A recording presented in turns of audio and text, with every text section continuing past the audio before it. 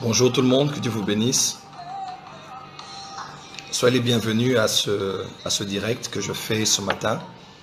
Je vais être concis, précis, mais aussi détaillé dans mon exposé de ce matin. Et je sais que certains sont au travail, d'autres à la maison.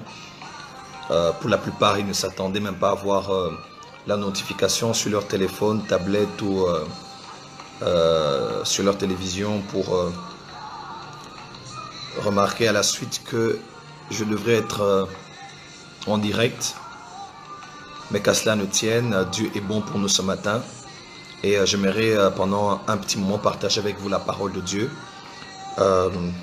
fruit d'une étude biblique. Je voulais échanger avec vous, corps de Christ, de la francophonie en particulier, pour ceux qui parlent français, sur le grand sujet qui concerne la sanctification.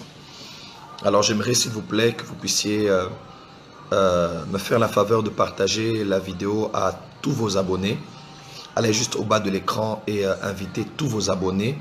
Et faites-moi le privilège, s'il vous plaît, d'aller aussi au bas et de partager la vidéo à tous les groupes Facebook avec lesquels vous êtes en contact. Dans une minute, je vais commencer mon message. Je ne vais pas tirer en longueur, c'est juste une petite étude biblique. C'est juste la conclusion de mes études concernant les épîtres pauliniennes, c'est-à-dire les épîtres de Paul. J'aimerais attirer l'attention du Congo, attirer l'attention de l'église de la francophonie concernant la sanctification. Voilà, nous allons voir pendant un petit moment certaines vérités fondamentales, cruciales sur la sanctification. Alors, s'il vous plaît, allez au bas de l'écran et invitez tous vos amis. Dites-leur que le prophète est en direct. J'aimerais parler sur la sanctification. J'aimerais vous donner l'approche ou la perspective paulinienne, c'est-à-dire l'approche de l'apôtre Paul concernant ce message de la sanctification. Et mon cas d'étude se trouve dans 1 Corinthiens. 1 Corinthiens. Alors, s'il vous plaît, de partout où vous êtes, partagez et invitez tous vos amis. Nous allons passer un petit moment autour de la parole de Dieu et j'aimerais sortir certains éléments clés qui vont nous aider à comprendre ce mot sanctification ou bien l'approche de Paul concernant la sanctification. Alors, dans une minute, je vais commencer. On peut aller à plus de 100 rapidement. Allez au bas de l'écran, invitez tous vos amis et partagez aussi la vidéo à tous les groupes Facebook avec lesquels vous êtes en contact. Je crois que le Saint-Esprit va nous aider et va nous édifier. Partagez la vidéo à tous vos amis. Partagez la vidéo à tous vos amis. Pourquoi ne pas mettre également ce genre de direct sur YouTube afin que nous puissions le réécouter? C'est vrai, vous avez raison, nous allons veiller à cela. Merci. Bonjour tout le monde. Bonjour, Pépé Denis, God bless you. And of God, it's always a pleasure to read from you. Allez, on peut aller inviter tous les amis à 100 je commence. À 100 je commence. Allez au bas de l'écran et invitez tous vos amis, tous vos abonnés. J'aimerais faire une petite étude biblique sur la sanctification. Alors s'il vous plaît, allez-y rapidement. Invitez tous vos amis. Voilà, on va commencer. On commence. Père, dans le nom de Jésus-Christ, avec le Saint-Esprit, je te prie que tu nous éclaires, que tu nous illumines. Il est écrit dans ta parole, parole de David, ta parole est une lampe à mes pieds et une lumière sur notre sentier. Je prie, Père, que ta parole nous éclaire, qu'elle nous illumine, afin que dans la lumière, nous puissions marcher dans la lumière de ta parole.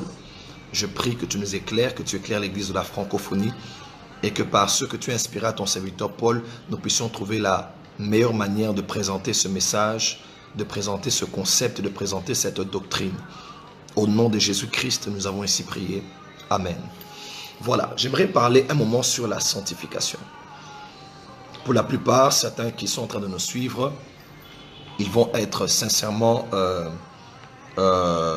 mal à l'aise parce que pour plusieurs, lorsqu'on parle de la sanctification, ils sont mal à l'aise. Et nous sommes dans une génération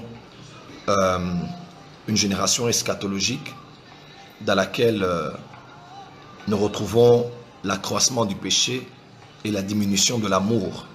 L'amour a sensiblement diminué et le péché ou l'iniquité de plusieurs a commencé à grandir. Une génération victime de la prophétie de l'apôtre Paul à Timothée, 2 Timothée chapitre 3, dans les derniers temps, il y aura des jours difficiles. Dans les derniers jours, il y aura des temps difficiles. Les hommes seront. Nous sommes dans la période où nous sommes de plus en plus conscients que Jésus revient et que le péché va s'accroître non seulement dans le monde, mais aussi dans l'Église. Mais qu'à cela ne tienne, lorsque nous devons prêcher sur la sanctification, plusieurs sont mal à l'aise parce qu'ils savent que nous allons toucher leurs péchés, nous allons toucher leurs iniquités, nous allons aller à la racine de leurs péchés chéris.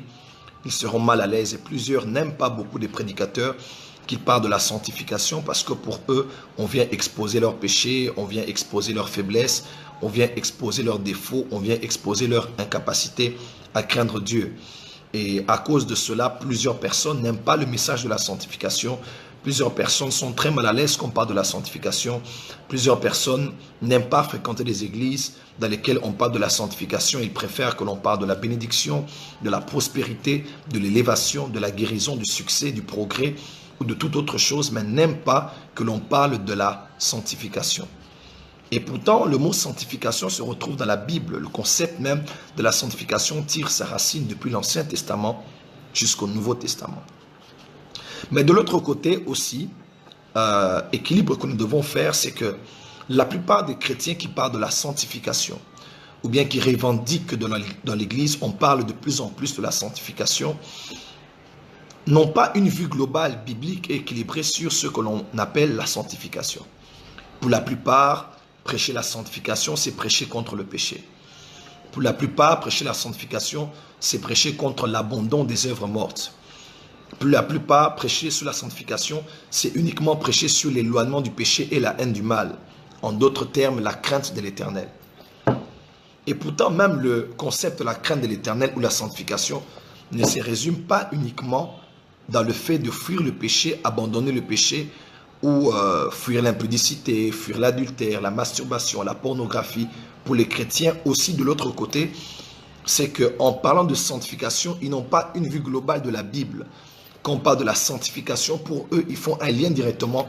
Vous allez voir des fois qu'on poste sur « Tu es béni, ta journée est bénie, que Dieu soit avec toi, qui t'accorde le succès ». Il y a des gens qui vont t'attaquer directement. Nous ne voulons plus de la bénédiction. Nous sommes au temps de la fin. Parlez-nous de la sanctification. Alors des fois, quand nous lisons ces commentaires, nous voyons juste que nous avons affaire à des bébés spirituels ou à des chrétiens qui ont une vue très limitée, isolée de ce concept qu'on appelle la sanctification.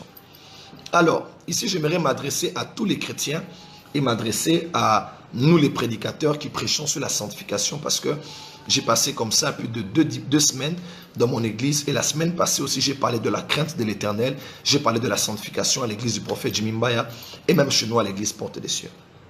Mais seulement, nous allons voir l'exemple biblique et la procédure d'un apôtre et d'un prophète auprès d'une église qu'il avait établie, qu'on appelle l'église de Corinthe. Vous allez voir dans Actes chapitre 19, l'apôtre Paul est à Éphèse. Dans Actes 18, l'apôtre Paul passe une année et demie. Il passe une année et demie à Corinthe. Et ici, il écrit 2 épîtres qui sont les plus grandes, les plus longues d'ailleurs, à l'église de Corinthe. C'est parmi les épîtres qu'on appelle les épîtres pastorales, parce que l'apôtre Paul, comme autorité apostolique et pastorale, traite les problèmes. Dans Romains, l'épître aux Romains, c'est la cathédrale de la foi chrétienne, comme le disait un réformateur. Nous avons la doctrine de la justification qui a là, glorification, rédemption, adoption, régénération. Toutes ces doctrines se retrouvent confinées dans l'épître de Paul aux Romains. Mais dans l'épître de Paul aux Corinthiens, nous allons voir dans quelques versets comment l'apôtre Paul a procédé quand il parlait de la sanctification. Et je pense que c'est la procédure que nous, les prédicateurs de la sainteté, que nous, les prédicateurs de la sanctification, devrions adopter. Je pense que elle est très capitale. L'apôtre Paul ici parle aux Corinthiens. Comme vous le savez, c'était une église, en lisant seulement les problèmes que l'apôtre Paul a traités à Corinthe, vous allez vous rendre compte que c'était une église pleine d'excès, pleine de péchés, pleine de fornication, pleine de désordre dans l'église. Vous allez voir dans 1 Corinthiens, 2 Corinthiens. Dans 2 Corinthiens, c'est l'apôtre Paul qui défend son apostolat. Mais dans 1 Corinthiens, l'apôtre Paul traite beaucoup de problèmes.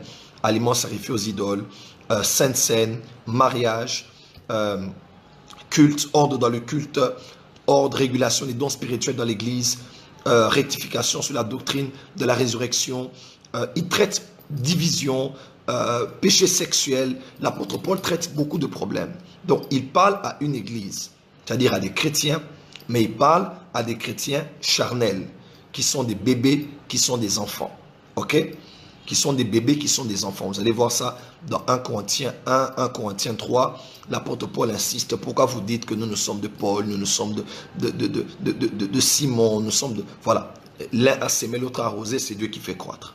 Alors, j'aimerais ici attirer l'attention de tous les pasteurs, de tous les prédicateurs de la sanctification, moi en premier et nous tous avec, afin que nous puissions tirer exemple de la vie et de la procédure que l'apôtre Paul a eu à suivre lorsqu'il a voulu exposer le message de la sanctification. Je pense que c'est la meilleure approche, c'est la meilleure perspective, c'est la meilleure manière de faire quand nous devons prêcher aux gens sur la sanctification. Pourquoi? Parce que la tendance est celle-ci. Des fois, nous parlons de la sanctification.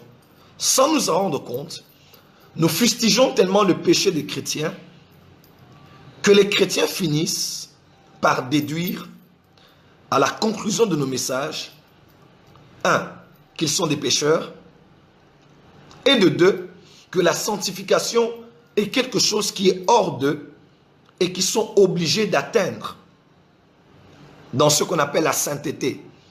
C'est-à-dire que le chrétien est pécheur, bien qu'on ne le dit pas comme ça, mais les gens des messages que nous écoutons, les gens des postes que nous faisons, les gens d'enseignement que nous prêchons, généralement, nous emmènent à une conclusion comme celle-ci. Vous êtes des pécheurs, vous devez marcher dans la sanctification afin d'atteindre la sainteté. Nous ne disons pas exactement cela, mais c'est la conclusion que tous les chrétiens ont lorsqu'on les prêche sur la sanctification. Marchez de la sanctification, abandonne le péché, laisse avec ceci, laisse avec cela, tu iras en enfer. Le ciel existe, l'enfer existe, bats-toi, fais tout, marche de la sanctification. Bats-toi, que ta quête soit d'atteindre la sainteté. Et généralement, c'est la procédure que nous prenons, et sans le savoir, pour les chrétiens, à la fin, dans leur mentalité, dans leur système de pensée, les chrétiens, pour eux, ce sont des pécheurs. Ils doivent se sanctifier tous les jours, de peur de rater le ciel, afin d'atteindre l'ultime que l'on appelle la sainteté. Mais l'apôtre Paul n'a pas procédé ainsi. L'apôtre Paul, dans son premier épître aux Corinthiens, c'est vrai, il parle à des chrétiens, croyez-moi, qui vivent dans le péché. Dans 1 Corinthiens, vous allez même voir l'apôtre Paul dire, il y a parmi vous-même un homme qui est au point de prendre la femme de son père. C'est-à-dire, il vivait dans un péché incroyable, au point de se réunir. L'apôtre Paul dit, vous vous réunissez, au lieu d'être meilleur, c'est pour devenir pire. Parce que la Sainte Seine, la table du Seigneur, il mangeait pour faire des excès de table et il buvait le vin pour s'enivrer. Si vous voulez le faire, faites-le dans vos maisons, pas ici. Dans l'église de Corinthe, croyez-moi, n'était pas différente aux églises que l'on a aujourd'hui et qui méritent d'écouter le message de la sanctification. Mais regardez, prédicateur, la procédure de l'apôtre Paul. Il veut traiter le problème de la sanctification. Il veut traiter le problème du péché dans l'église. Mais regardez comment l'apôtre Paul procède quand il veut aider l'église de Corinthe à marcher dans la sanctification. Partagez la vidéo parce que je vais commencer des choses sérieuses ici. Cela va m'aider, va nous aider, prédicateurs de la sanctification, chrétiens prenons la sanctification, chantres prenons la sanctification, apôtres prenons la sanctification, prophètes prenons la sanctification. Voici, je pense, à mon humble avis, la meilleure procédure pour aider les gens à marcher dans la sanctification, lorsqu'ils vivent dans le péché. 1 Corinthiens, chapitre 1, verset 1 2, 3, 4. 1 Corinthiens 1, versets 1 à 4. Voici comment l'apôtre Paul a procédé quand il voulait aider l'église de Corinthe à s'éloigner du péché. Et je crois que c'est la meilleure procédure que nous pouvons adopter pour aider les gens à vivre de la sanctification. 1 Corinthiens 1, verset 1 à 4. Écrivez avec moi 1 Corinthiens 1, verset 1 à 4. C'est le premier texte que je vous propose. Paul, appelé à être apôtre de Jésus-Christ, par la volonté de Dieu, et le frère Sosthène, à l'église de Dieu qui est à Corinthe, à ceux qui ont été sanctifiés. Là, c'est l'apôtre Paul qui parle aux Corinthiens. Il dit, à ceux qui ont été sanctifiés. Une autre version dit, aux saints. En Jésus-Christ, virgule, saint, avec S, par la vocation, par vocation. Et à tous ceux qui invoquent en quelque lieu que ce soit le nom de notre Seigneur Jésus-Christ, leur Seigneur, et le nôtre, que la grâce et la paix vous soient données de la part de Dieu, notre Père, et du Seigneur Jésus-Christ. Je rends à mon Dieu de continuelles actions de grâce à votre sujet pour la grâce de Dieu qui vous a été accordée en Jésus-Christ. Premier texte, 1 Corinthiens 1, versets 1 à 4. Deuxième texte que je vous propose. 1 Corinthiens 1, à partir du verset 30. 1 Corinthiens 1, verset 30. Je répète, 1 Corinthiens chapitre 1, verset 30. C'est le deuxième texte. Or, c'est par lui, c'est-à-dire que Jésus-Christ, c'est-à-dire Dieu, or c'est par lui que vous êtes en Jésus-Christ, par la volonté de Dieu, a été fait pour nous sagesse, justice, sanctification et rédemption, afin, comme il est écrit, que celui qui se glorifie dans le Seigneur. Deuxième texte, 1 Corinthiens 1, versets 30 et 31. Or, c'est par lui que vous êtes en Jésus-Christ, qui, par la volonté de Dieu, a été fait pour nous sagesse, justice, sanctification et rédemption. Or, comme il est écrit, que celui qui se glorifie dans le Seigneur. Troisième texte. 1 Corinthiens chapitre 6. À partir du verset 1er. L'un d'entre vous, lorsqu'il est indifférent à un autre, ose-t-il plaider devant les injustes et non devant les saints? Donc, il parle à ces Corinthiens. Ne savez-vous pas que les saints jugeront le monde? Donc, il parle aux Corinthiens. Vous, les saints, vous allez juger le monde. Vous pourrez lire tout le texte. Et on va aller au verset 14. Et Dieu qui a ressuscité le Seigneur nous ressuscitera aussi par sa puissance. Ne savez-vous pas que vos corps sont les membres de Christ? Prendrai-je donc les membres de Christ pour en faire les membres d'une prostituée? Loin de là, ne savez-vous pas que celui qui s'attache à la prostituée est un seul corps avec elle? Car, est-il dit, les deux deviendront une seule chair. Mais celui qui s'attache au Seigneur est avec lui un seul esprit. Verset 18 du chapitre 6. Fuyez la débauche. Quelque autre péché qu'un homme commette, ce péché est hors du corps. Mais celui qui se livre à la débauche pêche contre son propre corps. 19. Ne savez-vous pas que votre corps est le temple du Saint-Esprit qui est en vous et que vous avez reçu de Dieu et que vous ne vous appartenez pas à vous-même, car vous avez été rachetés à un grand prix glorifié dans Dieu, dans votre corps et dans votre esprit qui appartiennent à Dieu. Amen. Voilà, partagez le direct à tous vos amis. J'aimerais maintenant développer ma petite étude biblique pour nous aider. Voici la procédure de Paul pour parler à une église qui vivait dans le péché, la procédure qu'il avait adoptée. Et je crois la procédure qui doit être la nôtre si nous voulons voir effectivement l'église abandonner le péché et marcher dans la crainte de Dieu. Aujourd'hui, quand on parle de sanctification, on va directement à l'offensive. C'est-à-dire, vous ne marchez pas correctement. Vous vivez dans le péché. L'impudicité a des conséquences. La pornographie va te détruire. Le péché t'emmènera en enfer. Jésus revient bientôt. L'enlèvement est pour bientôt. C'est généralement la procédure très sincère, très biblique que nous utilisons pour pousser les chrétiens qui ont donné leur vie à Jésus-Christ à ne pas rater le ciel et à vivre dans la crainte de Dieu.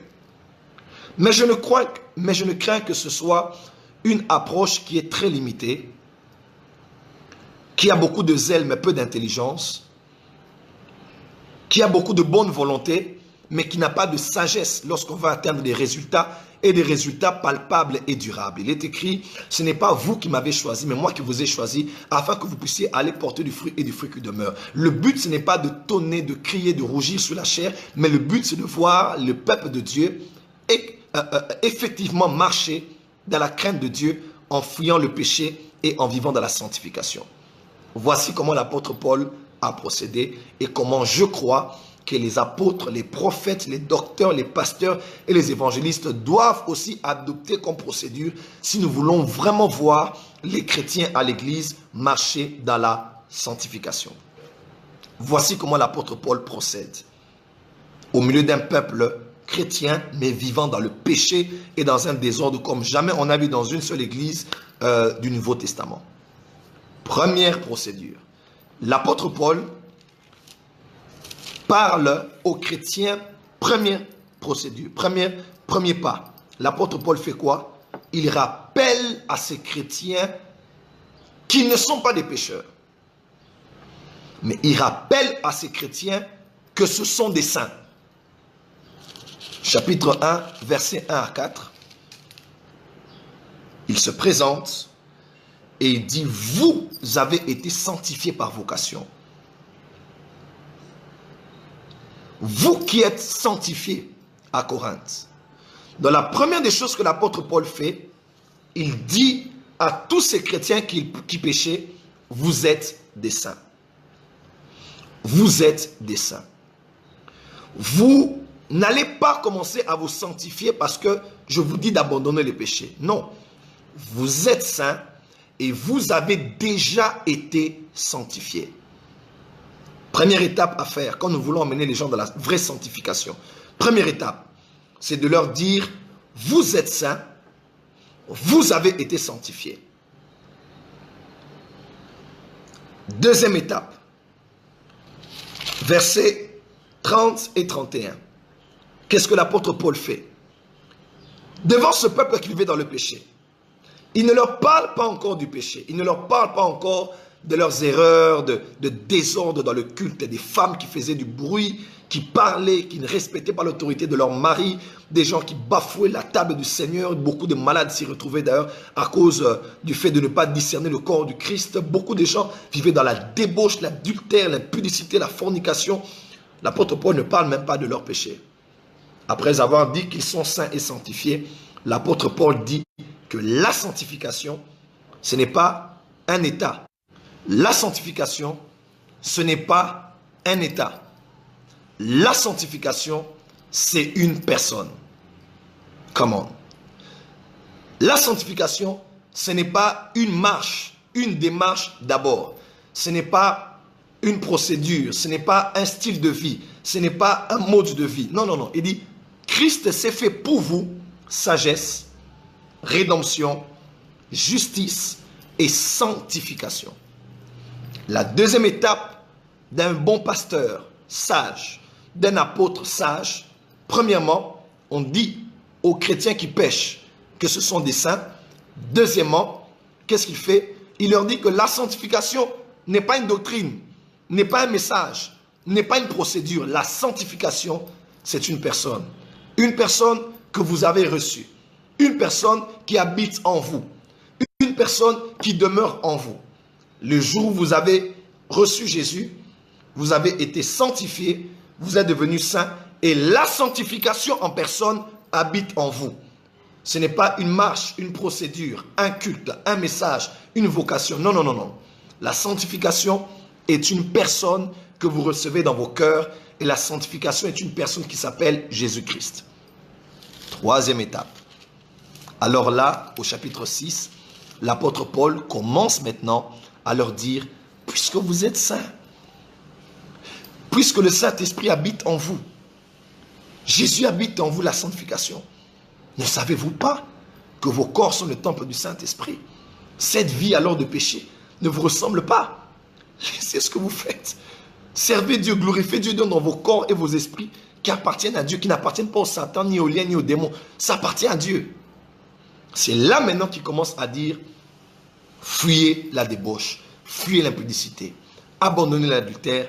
Et quand vous lisez jusqu'à la fin, il parle du péché, de tous les péchés que ces Corinthiens commettaient, de tous les désordres dans lesquels ces Corinthiens vivaient, dans lesquels les Corinthiens vivaient, et ainsi de suite. Voici donc l'approche de l'apôtre Paul. Et je pense que c'est l'approche qu'on doit utiliser, serviteurs de Dieu et chrétiens de la francophonie. Ça ne sert à rien que de venir sur la chair, de vouloir bâtir un peuple qui a la culture de la crainte de Dieu en commençant à attaquer le péché. Quand vous procédez, quand vous avez comme procédure le péché, l'abandon du péché, c'est vrai, ça paraît bien, ça paraît comme être le justicier, l'homme de la vérité, la femme de la vérité, l'église de la vérité. Mais à vrai dire, vous allez bâtir des hypocrites. Vous allez bâtir des chrétiens qui ne vivent pas sous la grâce, mais qui vivent sous le légalisme et sous la loi. Parce que ce que vous faites n'est pas différent de ce que l'Ancien Testament a fait. Remarquez bien à Sinaï, Dieu n'a pas donné une prière aux Juifs. Dieu a donné 10 commandements aux Juifs. Mais remarquez, dans Luc chapitre 11, Jésus ne donne pas des 10 commandements aux chrétiens, Jésus donne une prière aux chrétiens. Le problème avec l'Ancien Testament, c'est que la loi était un pédagogue. Dieu poussait les chrétiens en leur disant ce qu'ils devaient faire et ne pas faire pour réaliser qu'avec leurs propres efforts, ils ne peuvent pas marcher dans la crainte de Dieu. Avec leurs propres efforts, ils ne peuvent pas plaire à Dieu. Quand vous lisez les épîtres de Paul, il explique maintenant que toutes les lois, faites, ne faites pas, faites, ne faites pas, faites, ne faites pas. 15 principes pour faire ceci, 18 principes pour faire cela. L'apôtre Paul explique que toutes ces choses-là, Dieu les avait voulues pour emmener les chrétiens à un point où ils vont amener les juifs à un point où ils vont se cogner la tête et dire nul ne peut être sauvé par les œuvres de la loi. Ok? Voilà pourquoi dans les 10 commandements, il n'y avait aucune prière. C'était vous ne ferez pas, vous ne ferez pas, vous ne ferez pas, vous ne ferez pas, vous ne ferez pas.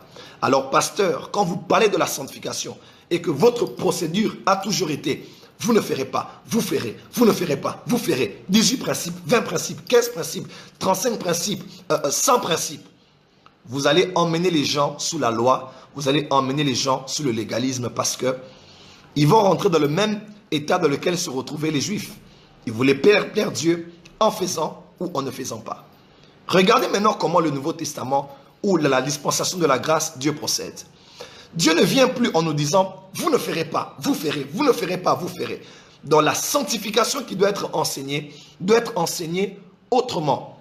Si nous ne prêchons la sanctification que pour le faire ou ne pas faire, nous tombons dans Colossiens, l'apôtre Paul dit, dans Colossiens, vous êtes encore dans le tu ne mangeras pas, tu ne toucheras pas, tu ne goûteras pas, tu ne toucheras pas. 15 principes pour fuir l'impudicité, 18 principes pour marcher contre l'adultère, 35 principes pour fuir la pornographie.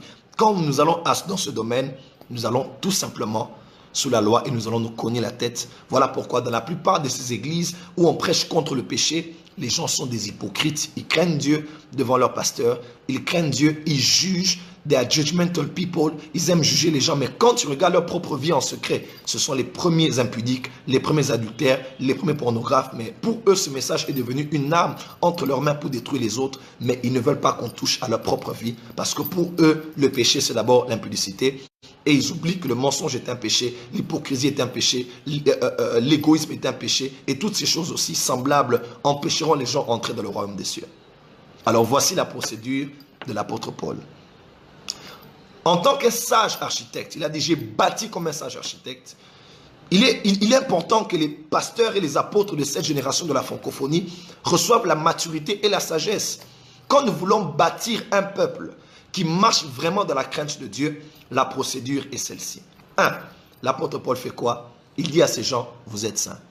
2. Qu'est-ce que l'apôtre Paul dit? La sanctification n'est pas un message, la sanctification n'est pas une démarche, la sanctification n'est pas une procédure, la sanctification est une personne. 3. Alors là, il commence à attaquer le péché. Le péché, en les amenant même au point de se dire, À cause de ce que vous êtes. À cause de celui qui habite en vous. Ça ne vous ressemble pas cette vie. Mettez cette vie de côté, ça ne vous ressemble pas. Alors, voilà comment nous devons procéder.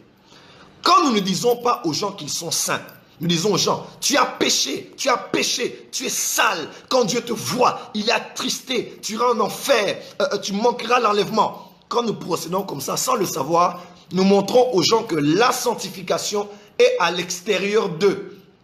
La sainteté est un objectif, est un but à atteindre, et quelque chose pour lequel tu te bats avec humilité, sincérité pour atteindre parce que c'est hors de toi. Et pourtant non, nous ne marchons pas dans la sanctification pour être saints. Nous marchons dans la sanctification parce que nous sommes saints. Quelqu'un m'entend? Nous ne marchons pas dans la sanctification pour être saints. La Bible déclare, soyez saints, comme moi votre Dieu dit que je suis saint. Ça, c'était dans l'ancienne alliance. C'était dans l'ancienne alliance. Voyez-vous, aujourd'hui, l'apôtre Paul parle à des chrétiens vivant dans le péché, mais commence son épître de manière magistrale aux sanctifiés, aux saints, la grâce qui vous est accordée. Je loue Dieu quand j'entends des nouvelles qui me viennent à votre sujet. Est-ce qu'il avait de quoi vraiment louer Dieu, cet homme? Ces gens vivaient dans le péché. Un prédicateur de la sainteté serait venu en train de casser directement toute cette église parce que vous me faites honte. Mais il dit, si j'attaque le péché, je les ramène sous la loi parce que nous sommes de la dispensation de la grâce. Je veux les rappeler qu'ils sont devenus. Ce sont des saints. La sanctification n'est pas hors de toi. La sanctification est en toi. La sanctification n'est pas une démarche à suivre d'abord. Non, la sanctification est l'expression naturelle de ce que tu es déjà. Tu ne te sanctifies pas pour devenir saint. Tu te sanctifies parce que tu es saint. Je ne parle pas français pour être appelé francophone. Je parle français parce que je suis francophone. Quelqu'un me comprend? Je m'habille comme je suis pour ne pas qu'on dise que je suis un homme. Je m'habille comme je m'habille parce que je suis un homme. Donc la sanctification ne doit pas être prêchée aux gens comme les amenant à se dire la sanctification est hors de toi. Non, la sanctification est ce que tu es. Tu es déjà saint. Parce que la plupart des messages finissent à la fin à montrer les chrétiens qui sont dans la culpabilité, ce sont des pécheurs, ils doivent... Non, non, non, non, non, non, non, non, non, non, non. Les chrétiens sont des saints. Les chrétiens sont saints. Deuxième chose que l'apôtre Paul a fait, il a dit, écoutez-moi, la sanctification n'est pas une prédication, n'est pas une doctrine, n'est pas un culte de sanctification, non. La sanctification est une personne. Est une personne qui habite en vous. Et prophète Joël, qu'est-ce que tu nous dis ce matin? Dans la sanctification, ce n'est pas un message. Ce n'est pas un message d'abord. Non et non et non. 1 Corinthiens 1, versets 30 et 31. L'apôtre Paul dit, Christ s'est fait sanctification. Donc, avant de vous battre, voilà pourquoi l'apôtre Paul, avant de les emmener à abandonner certaines choses, il dit non, vous n'allez pas abandonner cela de vous-même. 1, vous êtes saints. 2, la sanctification là, elle habite en vous. Parce que la sanctification est une personne qui s'appelle Jésus. Jésus s'est déjà fait sanctification pour vous. Quand vous le recevez, 1, vous êtes saint. 2, lui-même, la sanctification personnifiée habite en vous. 3, voilà ce que l'apôtre Paul dit. Fuyez la publicité, fuyez la débauche, abandonnez ces choses.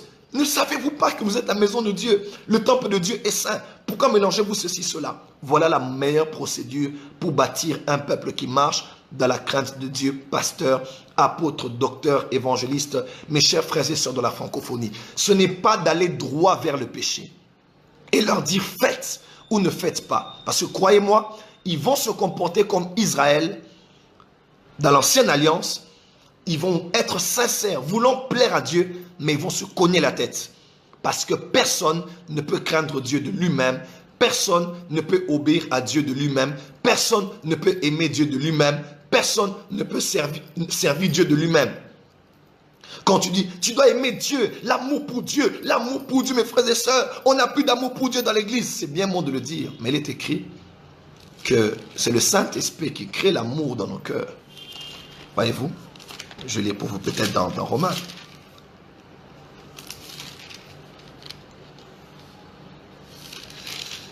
Oh, glory. Glory.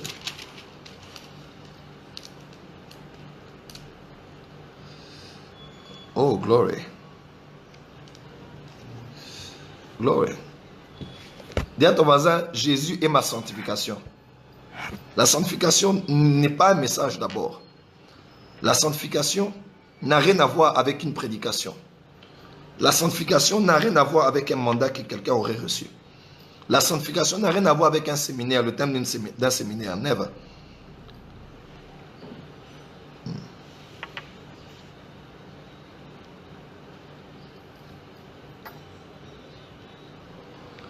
La sanctification est d'abord une personne. Voilà pourquoi il y a des pasteurs qui sont animés de très bonne volonté, mais de fois, c'est l'esprit de sagesse qui nous manque. Animés de beaucoup de bonne volonté. Animés de beaucoup de bonne volonté. Mais à la fin, on se rend compte qu'on n'arrive pas à aimer Dieu, à plaire Dieu, à craindre Dieu, parce que nous cherchons la force dans les principes qu'on nous prêche, nous cherchons la force dans les lois qu'on établit, nous cherchons la force dans les séries de messages qu'on nous prêche. Voici donc la meilleure manière de procéder. Lorsqu'on veut emmener les chrétiens à poser un acte, nous devons leur montrer que cet acte n'est pas posé par eux-mêmes. Ils ont reçu une vie en eux qui les permet de porter du fruit digne de la repentance. C'est ainsi que nous croyons au message de la grâce. Parce que le message de la grâce emmène les chrétiens à faire des choses pour plaire à Dieu. Mais ils ont ce Dieu-là qui doit plaire en eux. Et c'est par son Fils et c'est par son Esprit qui sont maintenant capables, même en posant des œuvres, mais savent qu'en posant des œuvres, la force ne me vient pas de moi, elle me vient de celui qui habite déjà en moi et qui me rend capable. Donc je clôture en disant ceci. La bonne volonté nous a toujours animés quand nous parlons de la sanctification. Mais généralement, ce n'est pas avec une sagesse apostolique. Parce que quand on veut bâtir un peuple qui marche dans la crainte de Dieu, on ne procède pas ainsi. La preuve, remarquez bien toutes ces églises où on m'attelle sur la crainte de Dieu. De cette manière-là, les leaders sont des hypocrites, leurs femmes sont des hypocrites, les chrétiens eux-mêmes sont des hypocrites. Et ils prennent la crainte de Dieu comme étant un badge, une étiquette. Ils deviennent des pharisiens. Les autres sont des sales. Moi je jeûne, moi je fais. Un peu comme de l'histoire du pharisien et du républicain. Voyez-vous? La sanctification ne doit pas être prêchée ainsi. Sinon, nous sommes en train de créer des hypocrites dans l'église. Et nous-mêmes, nous vivons dans la culpabilité. C'est là que tu vas voir les chrétiens. Si tu es venu en retard au culte, Jésus revient, tu vas rater l'enlèvement. Ça, c'est, excusez-moi, c'est vraiment absurde. C'est absurde, c'est ridicule. Et à la fin, ce sont des bêtises. Voyez-vous? Vous n'allez pas me dire à moi, j'ai craint Dieu pendant 50 ans. Et le jour de l'enlèvement, j'ai péché et j'ai oublié de confesser le péché. Pardon, j'ai menti. Je ne me rendais pas compte, j'ai menti. Et en fait, ou bien je n'ai pas reporté un fait comme il se devait. Donc je n'ai pas dit la vérité. Et Jésus vient et je vais rester. Non, pas du tout. Même pas du tout. Voilà pourquoi arrêtez de faire porter aux chrétiens des jougs. Hein? Les chrétiens ont des jougs, donc un peu, le sang de Jésus, un peu, le sang de l'agneau. Et j'ai peur. Si Jésus revient aujourd'hui, je ne sais pas aller. Et toute leur vie, ils ne vivent que pour se repentir. Ils ne vivent que pour demander pardon. Ils ne vivent que pour demander le sang de Jésus. Alors que la Bible déclare, la Bible ne dit jamais quand vous priez de demander le sang de Jésus. 1 Jean chapitre 1, qu'est-ce qu'on dit? On dit que, je vais le lire pour vous. La prière de l'invocation du sang pour te laver après avoir demandé pardon n'existe pas dans la Bible. Je vais vous lire ce que les apôtres ont établi. Écoutez ce que l'apôtre Jean dit. 1 Jean chapitre 1, verset 7. 1 Jean 1, verset 7. Il y a des gens, nous allons demander pardon à Dieu. Oh Dieu, pardonne-nous Seigneur, pardonne-nous Yahweh, pardonne-nous Jésus, pardonne-nous Seigneur. On va maintenant invoquer le sang de Jésus, invoquer le sang, parce que si tu n'invoques pas le sang, Dieu ne te purifiera pas, Dieu ne te lavera pas, Dieu n'effacera pas ton péché. Je crois que nous avons mis beaucoup de jougs dans la tête des chrétiens et les chrétiens vivent dans une culpabilité. Tous les jours, ils marchent avec des bidons et des flux de sang de Jésus. Un peu, le sang de Jésus. Un peu, le sang de Jésus. Un peu, le sang de Jésus. Écoutez ce que la Bible déclare. Mais si nous marchons dans la lumière, en Christ, dans la parole, comme lui-même est dans la lumière, nous sommes mutuellement en communion et le sang de Jésus, son Fils, nous purifie de tout péché. Glory, glory, glory, glory. Glory. Quand je marche en communion avec Dieu, le sang de Jésus me purifie. Quand je marche en communion avec mon frère, avec ma soeur, le sang de Jésus me purifie. Je n'ai pas besoin d'invoquer le sang ou de demander le sang. Quand je suis en communion avec lui, parce qu'il est lumière, en communion avec les saints, qu'est-ce qui se passe? Gloire au Seigneur, qu'est-ce qui se passe? Le sang de Jésus nous purifie. Vous voyez un peu? Le sang de Jésus nous lave. Alors arrêtez de traumatiser les chrétiens. Arrêtez de faire souffrir les chrétiens. Nous ne sommes plus sous la loi. Nous sommes sous la grâce. Dans la grâce, on peut dire aux chrétiens, faites et ne faites pas. On peut les emmener dans 1 Corinthiens 6 seulement, si on les a emmenés dans 1 Corinthiens chapitre 1, verset 1 à 4. Si on les a fait traverser de 1 Corinthiens chapitre 1, verset 30 et 31, alors là, on a le droit légal d'aller dans 1 Corinthiens chapitre 6. Je clôture en disant, la meilleure procédure pour aider les chrétiens à abandonner facilement des choses, c'est en cela. Le pasteur Benny Hinn raconte un témoignage. Il était avec David Duplessis et il a posé la question à David Duplessis. Il a dit, David Duplessis, tu es l'un des grands-pères du père du réveil. Et il dit à David Duplessis, il dit qu'est-ce que je dois faire pour faire la volonté de Dieu? Alors ils ont longé un couloir et puis David Duplessis, avant d'entrer dans sa chambre d'hôtel, il a pris Benny Hinn, il a cogné contre le mur. Il a dit à Benny Hinn, tu n'as rien à faire pour faire la volonté de Dieu. Tu n'as rien à faire pour plaire à Dieu. C'est lui qui fera toutes choses, toi tu ne feras rien. Et il entre dans sa chambre, il allait dormir. Comment un homme de Dieu qui a autant d'expérience marcher avec Dieu peut donner une telle réponse? Il a dit, comment marcher de la volonté de Dieu? Il faut craindre Dieu. Il faut non. Il a dit, tu n'as rien à faire. C'est lui qui va tout faire au travers de toi. Le jour où j'ai suivi ce message, quelques jours après, j'ai aidé un frère qui est aujourd'hui à Pointe-Noire, au Congo-Brazza, qui vivait dans la masturbation. Il se masturbait comme pas possible. Il a dit, prophète, j'ai tout fait. J'ai lu des livres. J'ai eu des prières. Rien n'a changé. Je lui ai dit, mon frère, toi, tu n'as pas abandonné la masturbation. C'est Jésus en toi. C'est le Saint-Esprit en toi qui abandonnera la masturbation au travers de toi. Et j'ai fait avec lui cette prière. J'ai dit, répète après moi cette prière et dis avec moi, Seigneur Jésus, je vis de la masturbation, je vis de la masturbation. Mais ce soir, je n'ai pas de force. Je n'ai plus de force pour abandonner la sanctification. Je n'ai plus de force, il a répété. Il dit, toi qui habites en moi, dégoûte la masturbation au travers de moi. Dégoûte la masturbation au travers de moi. Éloigne la masturbation au travers de moi. Éloigne la masturbation au travers de moi. Et quand on a fini de prier, jusqu'à ce jour, il est à Pointe-Noire. C'est aussi l'un de mes fils aujourd'hui. Là, il y a même une église qu'il a commencé. Il m'a dit, Daddy, depuis ce jour-là, je n'ai pas fui la sanctification. La sanctification m'a fui. Je parlais avec une femme, servante de Dieu, qui chantait, qui a épousé un serviteur de Dieu, responsable d'une chorale.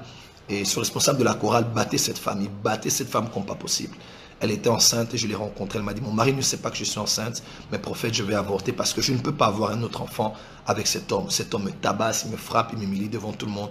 Je ne peux même pas, je n'aime même plus cet homme. Je ne l'aime plus, je le déteste, je le dégoûte. Il me frappe même devant les travailleurs. Je ne sais même plus comment procéder. Et je dis à cette femme, je dis, c'est vrai, tu es cet homme, tu n'aimes plus cet homme, mais je vais t'aider à pouvoir prier. Alors répète après moi cette prière. Je dis Seigneur Jésus. Elle dit, Seigneur Jésus, je hais mon mari. Je hais mon mari. Je déteste mon mari. Je déteste mon mari. Je veux divorcer. Je veux divorcer. Je vais avorter. Je vais avorter. Seigneur, je le hais. Elle a répété, Seigneur, je le hais. Et elle pleurait. J'ai dit, mais Seigneur, toi, tu l'aimes. Elle a dit, Seigneur, toi, tu l'aimes. J'ai dit, alors aime mon mari au travers de moi. Elle a dit, aime mon mari au travers de moi. Pardonne à mon mari au travers de moi. Pardonne à mon mari au travers de moi. Elle pleurait de toutes ses forces. Et vous savez quoi?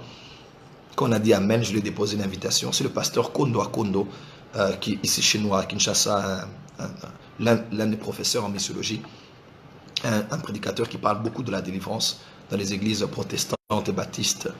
Et c'était une réunion de couple, il parlait de la communication. Et je l'ai vu, je chantais la chorale à cette époque. Et je l'ai vu avec son mari. Et elle était en train de pleurer avec son mari. Elle pleurait et sa main était sous la table, tenant la main de son mari. Et ils étaient en train de prier. Et jusqu'à aujourd'hui, ils sont toujours mariés et ils ont des enfants. Qu'est-ce que je veux dire par là? Tu es incapable d'aimer. Dieu. On peut te prêcher tous les messages sur tu dois aimer Dieu. Comment on crée l'amour pour Dieu? Comment on fabrique l'amour pour Dieu? Comment on invente l'amour pour Dieu? Non. C'est par le Saint-Esprit que nous avons l'amour. Craindre Dieu, craindre, non. C'est par le Dieu saint, sanctification en toi, qui peut te permettre de marcher dans la crainte de Dieu. Soyez sincères envers moi. Les principes, vous en connaissez. Les lois, vous en connaissez. Les livres, vous en connaissez. Livres pour abandonner la masturbation, pour abandonner le péché. On vous prêche tous les messages. Mais sincèrement, vous prêchez même cela. Mais sincèrement, au-delà des regards des hommes, vous vous battez avec des choses que vous n'arrivez pas à laisser de vous-même. Pourquoi? Parce que vous ne pourrez pas les laisser. C'est Jésus qui habite en toi. C'est le Saint-Esprit qui habite en toi. C'est la sanctification personnifiée que Jésus qui habite en toi qui te permettra alors de marcher dans la sanctification. Chers prédicateurs, avant d'aller dans 1 Corinthiens 6 et leur dire, fuyez, abandonnez, la meilleure procédure, c'est de leur dire, vous êtes déjà saints. Deuxièmement, la sanctification habite en vous. Et troisièmement, à cause de ça, laissez le péché. Ça ne vous ressemble pas. C'est comme ça que les gens vont abandonner les péchés. Personne ne peut craindre un style de vie qui plaise à Dieu de sa propre force, non. Mais la force vient de Dieu. Et la prophétie était vraie. Ce n'est ni par la puissance, ni par la force, mais c'est par mon esprit, dit l'Éternel des armées.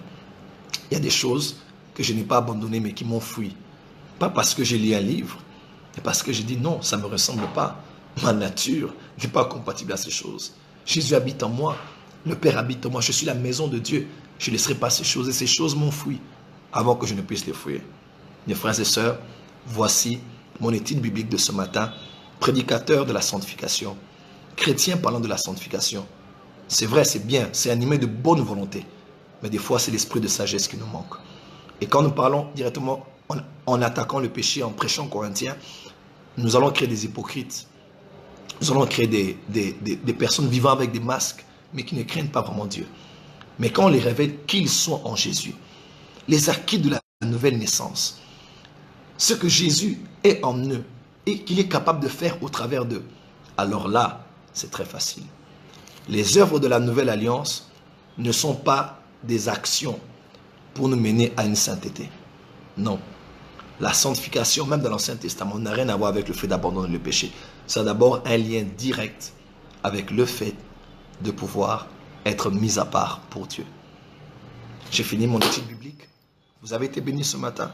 Partagez ce message. Identifiez tous les amis possibles que vous connaissez qui se battent avec des péchés ou bien qui prêchent la sanctification et aidez-le avec la lumière de la parole de Dieu, la procédure de l'apôtre Paul aux Corinthiens, de trouver la sagesse de Dieu pour bâtir un peuple qui n'est pas seulement sauvé, mais qui vit dans la crainte de Dieu en sachant qui ils sont et qui est à l'intérieur d'eux. Merci beaucoup. Partagez la vidéo à tous vos amis. Coupez la vidéo, téléchargez-la et partagez-la à des amis si vous le voulez. Mais la procédure est la procédure la plus sage. Et celle qui est apostolique. Et celle qui produit vraiment des fruits. Et des fruits qui demeurent. A toujours été la même. 1 Corinthiens chapitre 1. Versets 1 à 4. 1 Corinthiens chapitre 1. Versets 30 et 31. Et pour terminer, 1 Corinthiens chapitre 6. Que Dieu vous bénisse. Passez une très bonne journée. Love you. Et pour tous ceux qui sont connectés à la porte des cieux et qui savent que nous déménageons, vous pouvez, s'il vous plaît, contribuer. Vous voyez ce genre de message? Si j'ai une grande plateforme, on peut faire des choses, faire des séminaires, des conférences pour aider l'église corps de Christ par rapport à ces choses. Mais j'ai besoin de vous maintenant. S'il vous plaît, allez sur le site internet www.bâtisseur.net.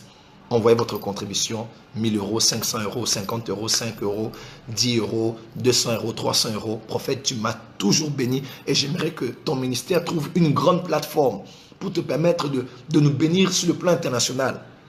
Aidez-moi maintenant à pouvoir, love you all, Maman Claude, love you, Franck mon fils, love you, tout le monde. Envoyez votre sémence maintenant, votre offrande maintenant sur www.bâtisseur.net. Bâtisseur sans S à la fin et sans accent circonflexe. Je vous aime et vous bénis tous au nom de Jésus. Amen.